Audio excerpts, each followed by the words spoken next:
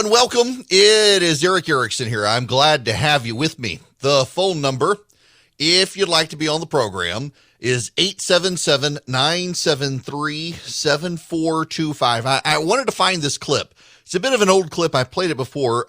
This is coverage of the Trump administration for its first 2 years. So 2017 and 2018, there's a point I want to make about it.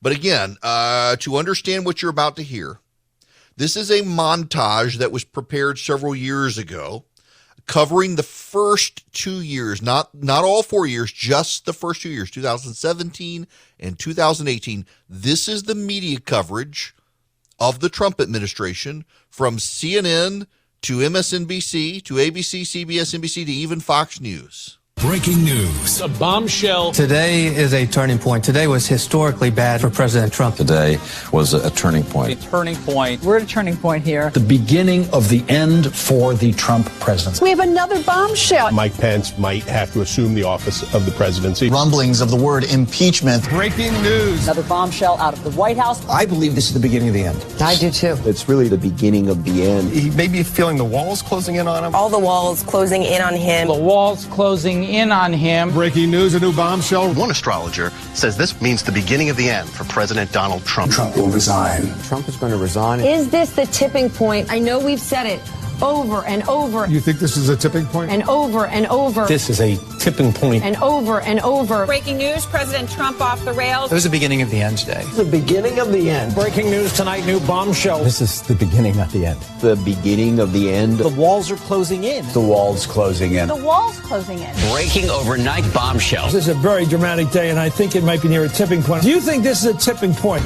December 1st, 2017, you can mark it down. This is the day that everything changed. The beginning of the end? Beginning of the end. The beginning of the end. The beginning of the end. The beginning of the We begin tonight with the bombshell. Donald Trump is in a lot of trouble. Trump is in trouble. The president will resign. Another hour, another bombshell. This is a tipping point. Trump's going down. This president could be impeached. Resignation. I don't think this president is going to serve out his term. Mr. Trump will not serve out his term. He will not serve out his term. No way.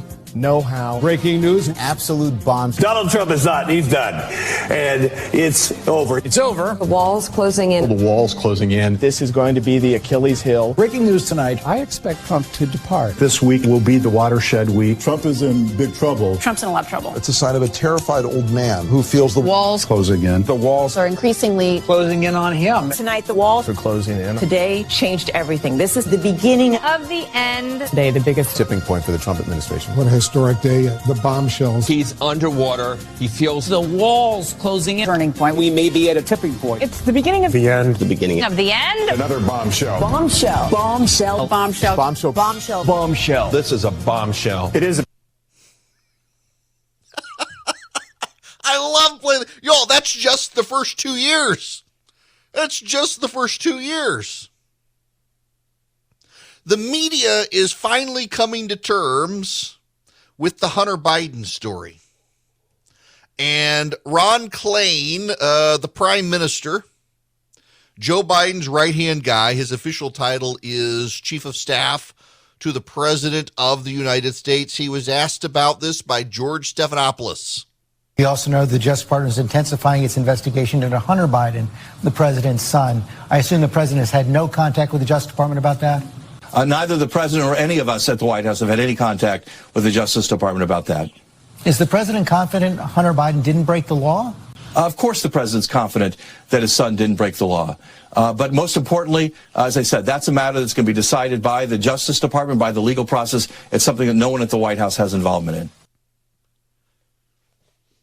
According to Ron Klain, the chief of staff of the president of the United States, the president and the whole White House staff are confident that Hunter Biden, a crackhead who hired prostitutes, did not break the law.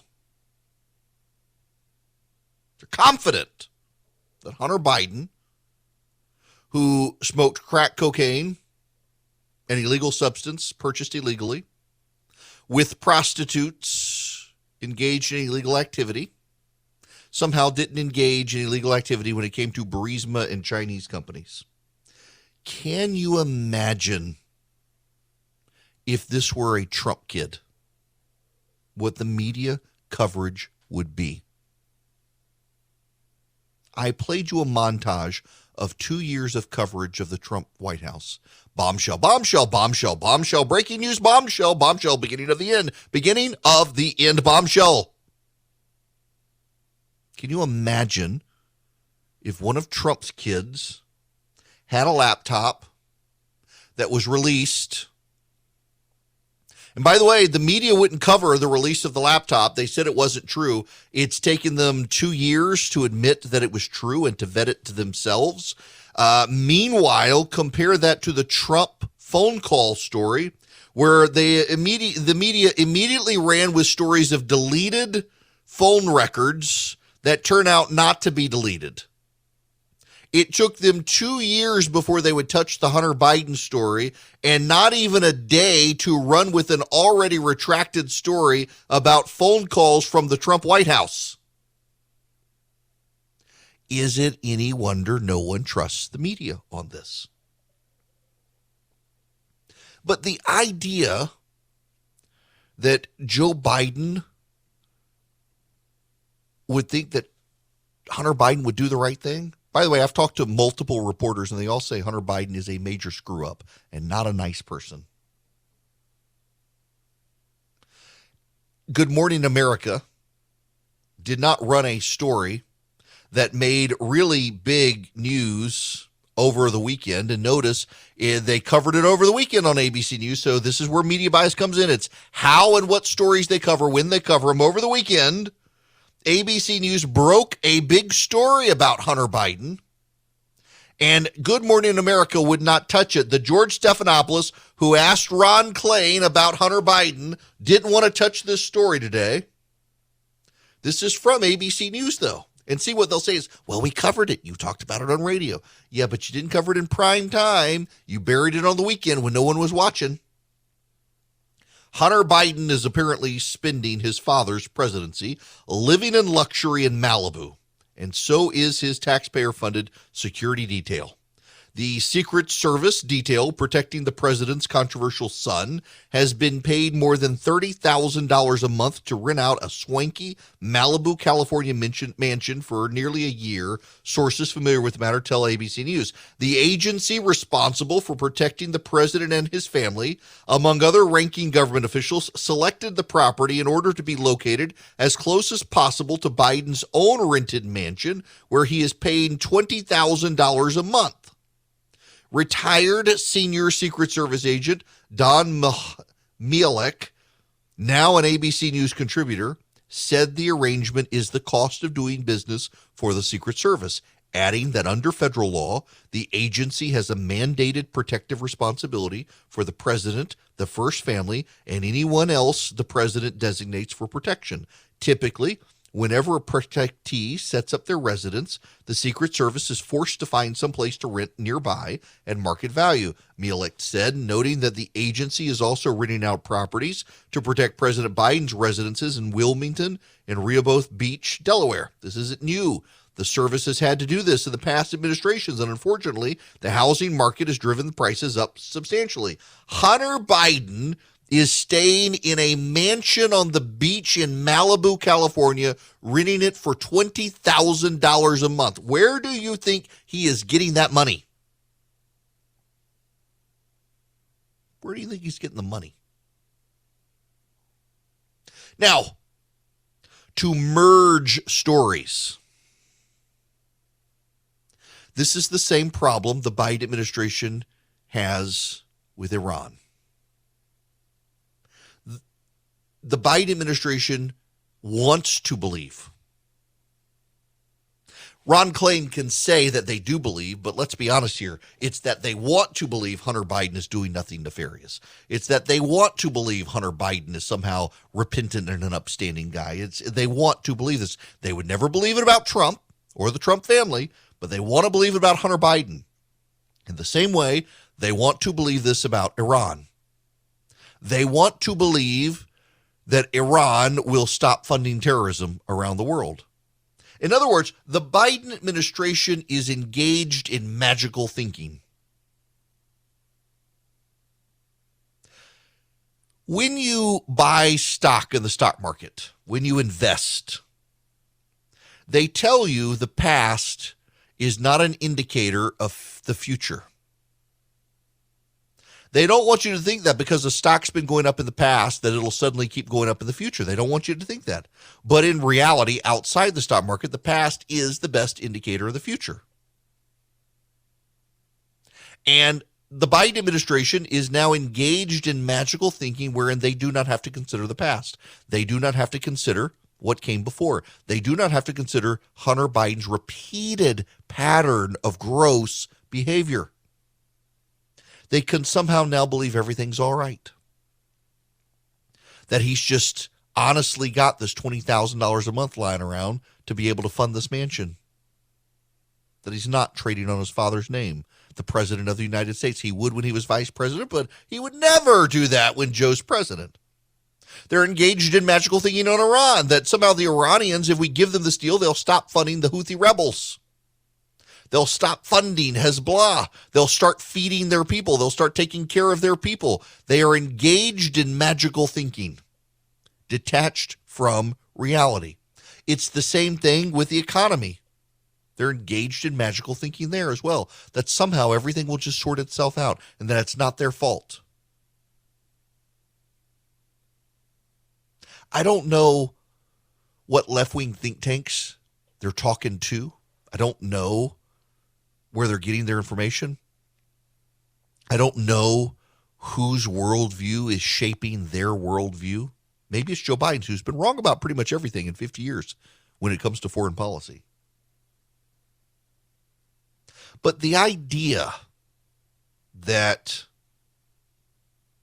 somehow or another you can just presume that everything's A-okay with Hunter Biden and with Iran is magical thinking, given the past is the best indicator of the future. Annie McCarthy has a piece over at National Review. Does Hunter Biden face indictment? The answer, probably. There is less in that answer than you might suppose. It's been widely known for years Hunter Biden has tax problems. In 2020, the District of Columbia slapped Hunter Biden with a $450,000 lien stemming from tax delinquencies that stretched back to 2017. The lien was filed in July as the presidential campaign was heating up. That was 6 months after then President Donald Trump was impeached by the Democrats over the Ukrainian government's conduct and the investigation of the Biden family. As a result, Hunter's penchant for landing big paydays in corrupt and authoritarian countries where his father wielded influence over American policy has drawn attention. The tax liability is so undeniable that Hunter Biden himself felt compelled to acknowledge it. What's more interesting, though, is that what has long been obvious to many Americans is now explicit even in the media Democrat complex. The Hunter Biden probe is about far more than what he gingerly called my tax affairs.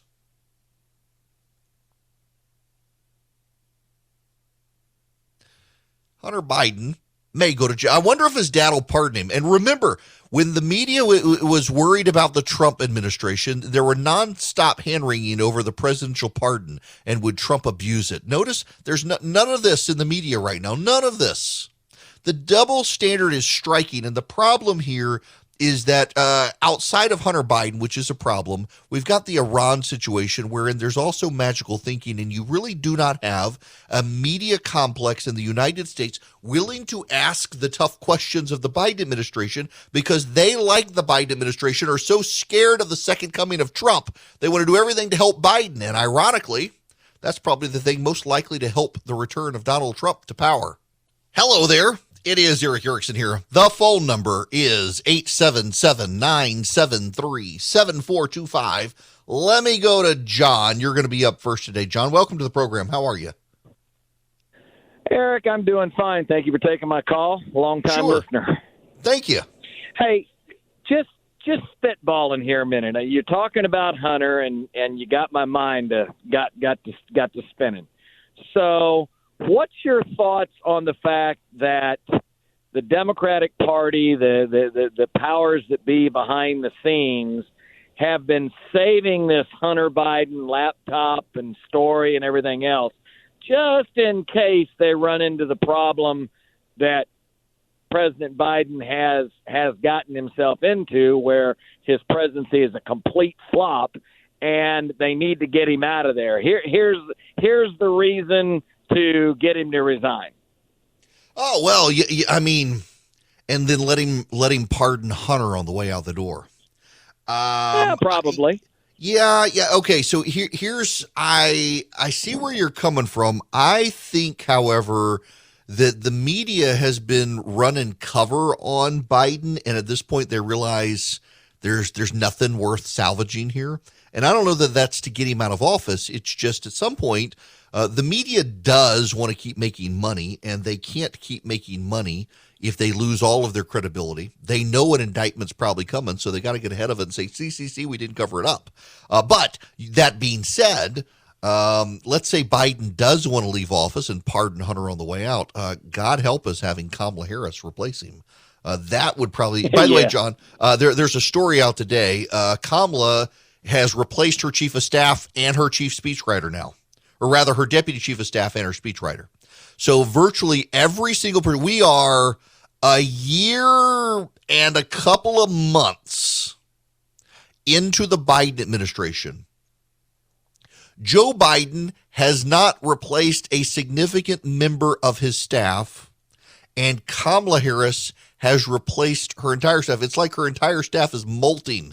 And instead of coming out as butterflies, they're coming out as worms and scurrying off, slithering off. It's the most amazing thing that the shakeup in Kamala Harris's office, the instability there, the turnover there is just remarkable. From press secretary to communications director to deputy press secretary to chief of staff to deputy chief of staff to deputy speechwriter to national security advisor, you name it, every one on Kamala Harris's staff disappears. It is remarkable. And meanwhile, I mean, all you got to do is say, what if this were the Trump administration? And you and I both know it, and I think most people on the left realize it as well, that the Trump administration was viewed in some way as some sort of existential crisis to the left, and they wanted to end it in the media, and they have tried their best to prop up the Biden administration. But, I mean, honestly, let's just be honest here. At the end of the day, if the Biden administration keeps serving you turd sandwiches, the media can only tell you they're tasty and delicious for so long before the media itself has to give up, because they're eating the same turd sandwiches too. And they can't keep telling you they're tasty and delicious when they're eating the same thing and no, it's not. And at some point, they've got to finally have the big reveal that, you know what, we're actually all eating turd sandwiches thanks to Joe Biden's economic policies. It's starting to dawn on them. They're going to have to tell the truth. Also, part of this is there's an inevitability here. They know the writing's on the wall. The GOP is probably going to win in November. Democrats are already privately muttering that it's a done deal. And so now they got to set the stage for the fight against the GOP after November. And the only way they can do that is to start cleaning up their record right now so they can fight the GOP after November when the GOP starts having hearings and hauling people in to ask them questions about Hunter Biden. Welcome back. It's Eric Erickson here. The phone number, if you want to call in, is 877-973-7425. I know, this is just a difficult one. Some of you have kids with you right now and you're listening. Don't be alarmed. I'll clean this up as we go along. It's just bad. But you might as well hear. The Russians have moved out of the northern suburbs of Kyiv. And just again, because I've got this question again, why am I saying Kyiv instead of Kiev? I'm trying to do the proper thing. So the Russian pronunciation of the capital of Ukraine is Kiev, chicken Kiev. The Ukrainian pronunciation is Kyiv. And I'm trying to say it the Ukrainian way in solidarity with what's happening in Ukraine. The Russians have committed some pretty heinous war crimes. And I, unfortunately, I've I've seen the pictures. You don't want to see the pictures. Okay. When I was a kid, we moved to Dubai. And when we got there, our house was 3 bedrooms, 2.5 bathrooms. And there was a TV room. And my first couple of nights in the house, my oldest sister had her own bedroom. And my middle sister and I, we shared a bedroom. I did not want to share a bedroom with my sister. So my parents allowed me to move into the TV room and make the TV room my room. The condition was that if somebody wanted to watch TV, I had to let them watch TV. When I was a kid, my sisters would rent horror movies just to either make me get up and leave or stay in the room. Oh, I did not like them. I do not like horror movies to this day. I didn't like them when I was a kid. They loved to scare me. I was mean to my sisters. My sisters were mean to me. I don't like to get those images in my head. I don't like the blood and gore images in my head. And sometimes you can't avoid it. I've seen the images out of Ukraine and the war crimes by the Russians. In the northern suburbs of Kyiv, as the Russians began to pack up and leave, they began killing everyone. Anyone they saw, they killed. There was a terrible, terrible, awful story over the weekend of an elderly woman in the suburb who really didn't mind the Russians. She remembered the Soviets. She spoke Russian. She tried to be cordial to the Russians. She knew it was just a war and she was an innocent bystander, and one way or the other, she would be a survivor. First the Ukrainians were there, then the Russians were there. Nobody bombed her house. So she sucked it up and did what she had to do in the hardship of war and accommodated the Russians being around her until they left. And she went to check on the neighbors and they weren't there. She went to check on the other neighbors and they weren't there. The Russians had killed everyone around her. Every one of her neighbors dead. The Russians brought young men and old men into a building and interrogated them and then shot them each one by one in the head. There's a mass grave. It's a war crime. And it's horrific. And I got to say the painful things here.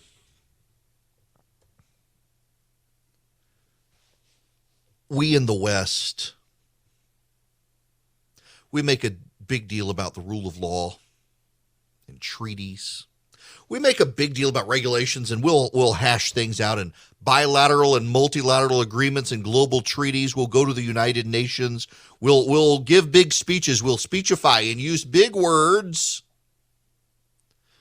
We all think that we are Winston Churchill, whose words can inspire the world to rise up against evil. Words, despite what we say, despite words and phrases like the pen is mightier than the sword. The pen is mightier than the sword, but the tank is mightier than the pen. The bullet trumps the pen. The army trumps the words. If you're not prepared to fight back, you're going to get run over. And now we have this hand-wringing in the West. War crimes, it's war crimes. I have seen the pictures. I've seen the nightmares made real. I've seen the horrors. I've seen the bodies with bags over their head, motionless, face down on the street. I've seen the scenes of the heads with the bullets in them. I've seen the young men and the old dead in the street. I've seen the images of the mass grave. I've listened to the interviews with the witnesses. And I've heard their stories of horror. And I hear Western leaders use the phrase war crimes.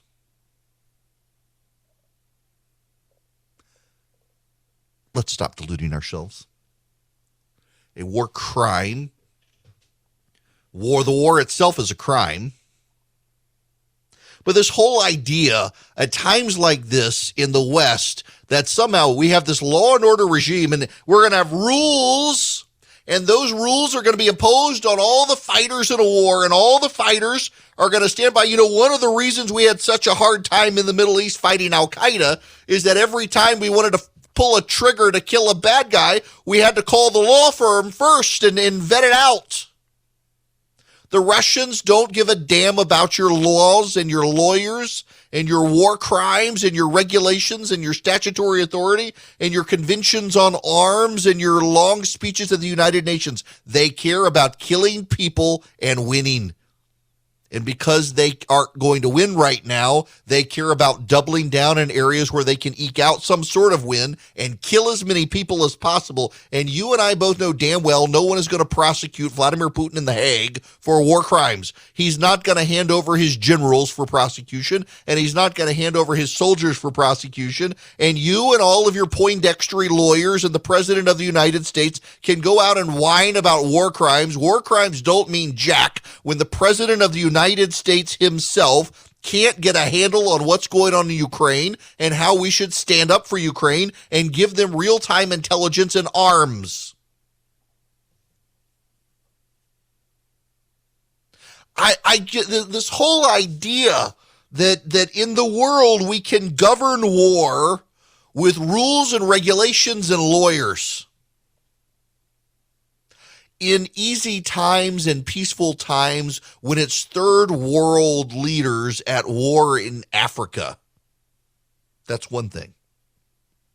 But when it's the second largest military power on the planet that has used Western environmentalists to make sure Europe is indebted to them for their oil and coal and natural gas, there's no way in hell you're going to prosecute this guy for war crimes. You're not going to arrest Vladimir Putin and have him carted off to The Hague and stand trial for war crimes. You're not going to do it. There's no reason to wring your hands about war crimes. You know what? War is hell and people die. And this is a good reminder for the West that when you lower your guard and you indebt yourself to bad people and you don't stand up for truth and you don't stand up with strength to combat bad guys, you're going to get this. Good luck dealing with the Iranians when you start funding them and letting them sell their oil. Do you really think the Iranians care about war crimes? They care about the Mahdi. They care about the afterlife. They care about Allah. They care about Muhammad. They care about destroying the Jews. War crimes? One man's war crime is another man's way to serve God. Can we grow up now? I got to tell you, when I was in law school, I took classes on international law and the law related to war, and all sounded like nonsense to me. It's just a bunch of highfalutin lawyers. Well, the last time they used biological weapons in the trenches, so let's all come together and agree we're not going to do that again. And everybody comes together around the table and says, nope, we did it the last time. We're not going to do it this time. And then they go off and they develop more biological weapons for the next time they want to do it. There's a naivete in the international law community when it comes to this sort of stuff. It's a bunch of lawyers justifying your positions and justifying your jobs, and your positions and your jobs can't stand up to a global superpower that wants to annihilate someone else. The Biden administration will work with allies to transfer Soviet-made tanks to bolster Ukrainian defenses in the country's eastern Donbas region, a U.S. official said on Friday. The decision to act as an intermediary to help transfer the Soviet-made weapons or tanks, which Ukrainian troops know how to use, comes in response to a request from President Volodymyr Zelensky of Ukraine, the official said. It marks the first time in the war the United States has helped transfer tanks. The official said the transfers would begin soon, but declined to say how many tanks would be sent or for from which countries they would come. They will allow Ukraine to conduct long-range artillery strikes on Russian targets in Donbas, said the official, who spoke on the condition of anonymity because he was not authorized to speak publicly. The tank's arrival could be another signal of a new phase in the war, which is 5 weeks old, has been dominated by Russian attacks on Ukrainian cities and installations from the air and a stalled Russian advance on the ground. Mr. Zelensky called on Sunday for NATO allies to provide tanks and planes, in addition to the anti-tank and anti-aircraft weaponry that have become a staple of the arms transfers. Frustrated at what he views as a slow pace of weapons transfers, Zelensky asked specifically for tanks. In remarks, a day after President Biden met with senior Ukrainian officials in Poland. An angry Mr. Zelensky criticized the West for what he called its ping pong about weapons transfers. In the past, the Biden administration has only wanted to deal with defensive weapons. I was reading from the New York Times there, the story today.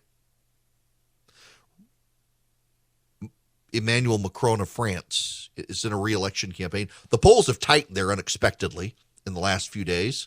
Macron now wants Europe to give up Russian gas and coal and oil in response to the war crimes of the Russians in Ukraine, in response to the horror of the stories, in response to the horror of the images.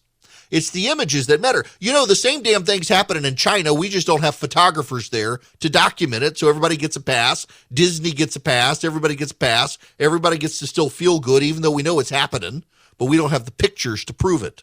We've got the pictures of the Russians. And finally, the Grandpa Dementia has decided he's got to do something more than defensive weapons for Ukraine. Had Grandpa Dementia not sat on his butt for 5 weeks and kept sticking his foot in his mouth and actually done something to help the Ukrainians, we might not have all these dead bodies littering the roadside in Ukraine right now. But Joe Biden didn't want to escalate the war. At the same time, his words were escalating the war.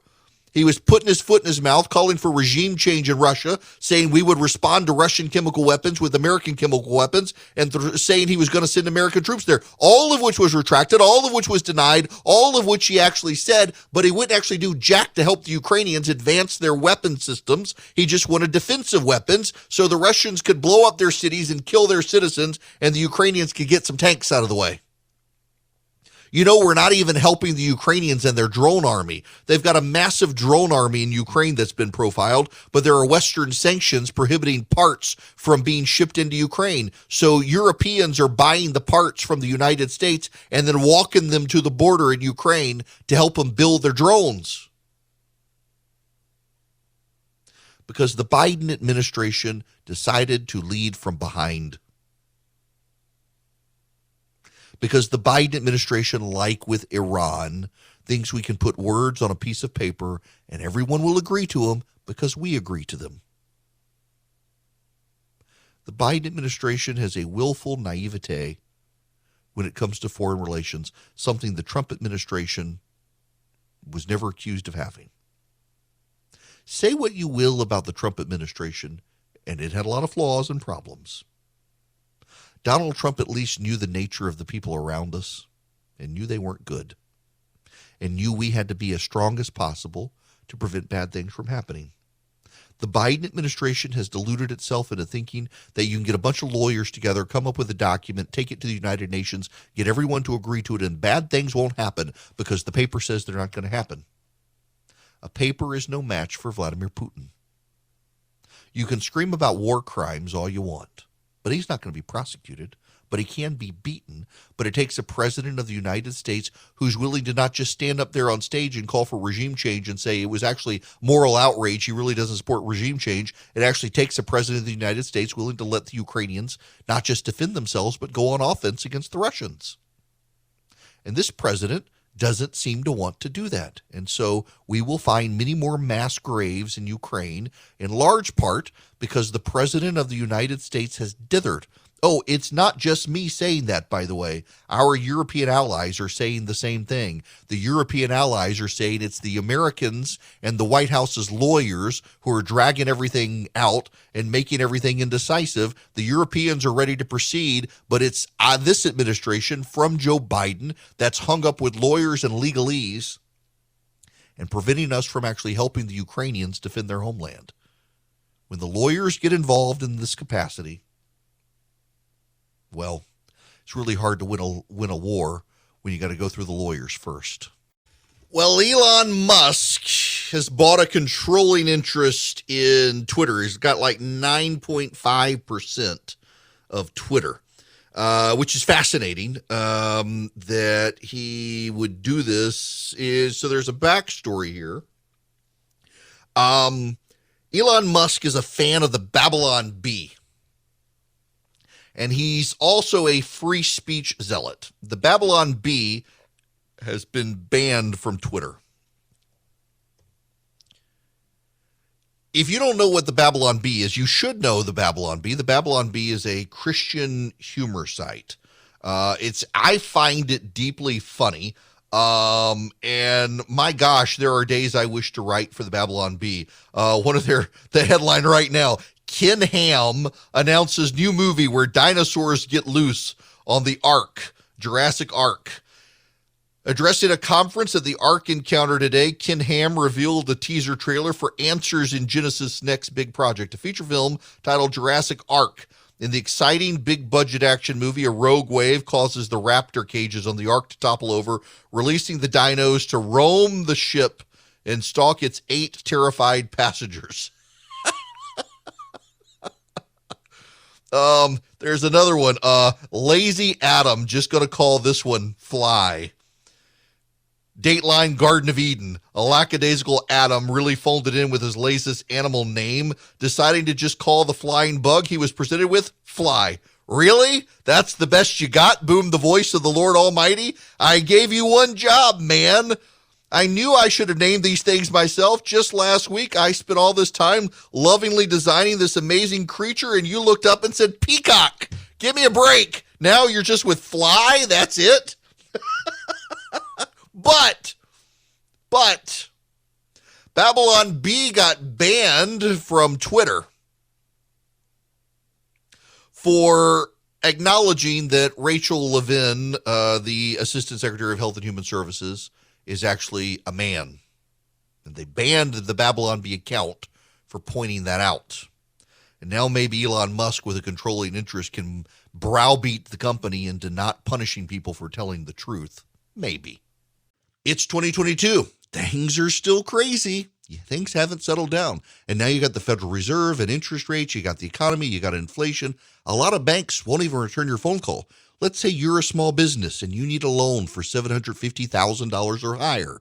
You see an opportunity where banks, they don't even want to see you. You want to buy a building. You want to build a building. Reach out to the Frost family at First Liberty Building and Loan. They've been helping small businesses become big businesses since the 1990s. They want to help you if they can. So spend 10 minutes with them. See if you're a good fit for them and they're a good fit for you. Their website is firstlibertyga.com. That's firstlibertyga.com. Again, you need a loan, $750,000 or higher. You're a small business and you see an opportunity to grow. Share it with the Frost family and see if they can help you. firstlibertyga.com. That's firstlibertyga.com. First Liberty Building and Loan can help businesses nationwide become bigger businesses.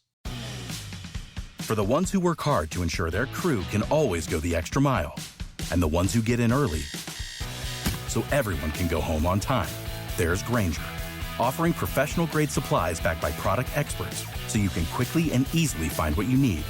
Plus, you can count on access to a committed team ready to go the extra mile for you. Call, click Grainger.com, or just stop by. Grainger, for the ones who get it done.